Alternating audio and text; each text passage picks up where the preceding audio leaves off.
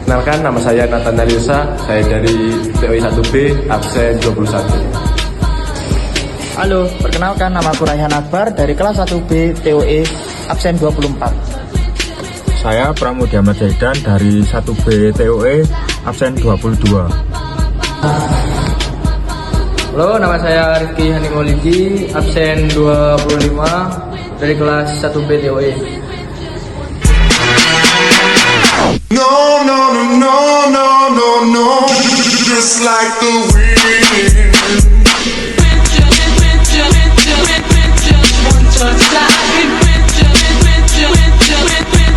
One touch like it.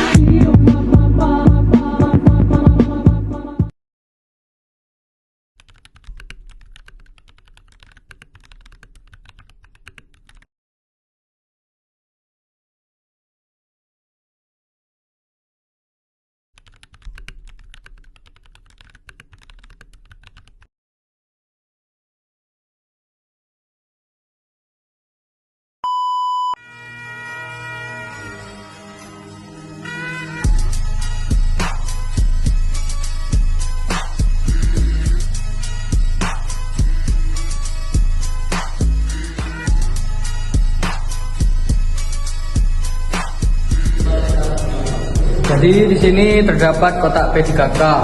Di dalam perusahaan atau bengkel harus memiliki kotak P3K. Kotak P3K sendiri berfungsi sebagai pertolongan pertama jika terjadi kecelakaan kerja. Kotak P3K kita sendiri berisi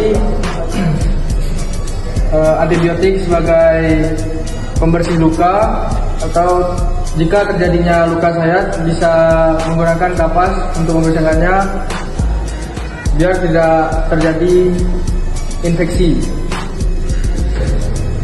Kemudian ada jalur evakuasi. Jalur evakuasi sendiri wajib dimiliki oleh bengkel maupun perusahaan, di mana jalur evakuasi ini berfungsi untuk penyedia jalur terdekat dan aman jika semisal terjadi bencana seperti gempa bumi maupun kebakaran. Jalur evakuasi ini juga berfungsi sebagai untuk meminimalisir terjadinya kepanikan para pekerja jika terjadi bencana. Baik, di sini terdapat APAR, yaitu alat pemadam api ringan. Dan di setiap bengkel maupun perusahaan wajib memiliki APAR. Jika terjadi suatu kecelakaan, baik kebakaran yang harus, itu pertolongan pertamanya itu terdapat APAR untuk mencegah terjadinya kebakaran yang lebih meluas. Dan di setiap sisi perusahaan harus memiliki alat pemadam api ringan tersebut. Dan di situ terdapat juga APAR.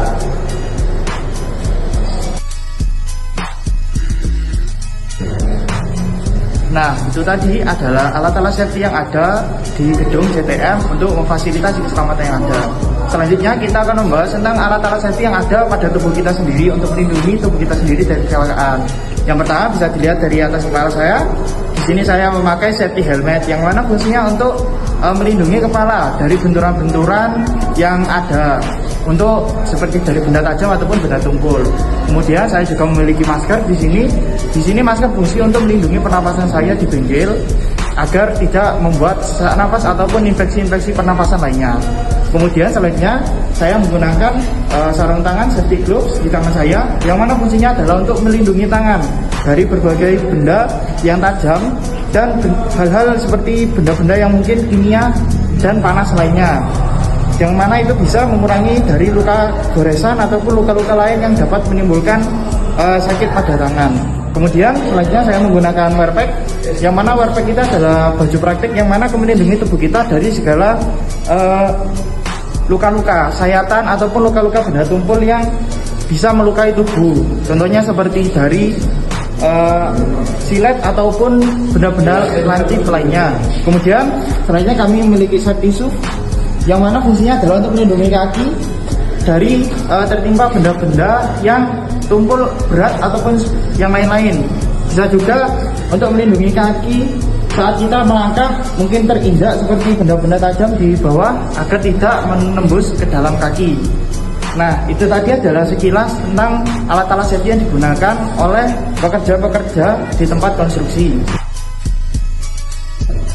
Baik, setelah penjelasan tentang APD yang digunakan dalam praktek atau kerja, di sini terdapat larangan dalam tempat kerja, di mana yang pertama dilarang membawa makan ataupun minuman dalam tempat kerja, dan selanjutnya dilarang menggunakan sandal.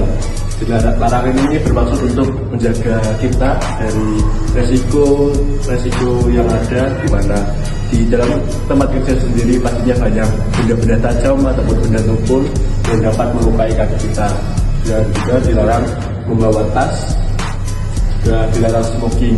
Dilarang smoking tersebut di mana untuk mengurangi angka kecelakaan, di mana mengurangi dampak dari kebakaran, di mana rokok sendiri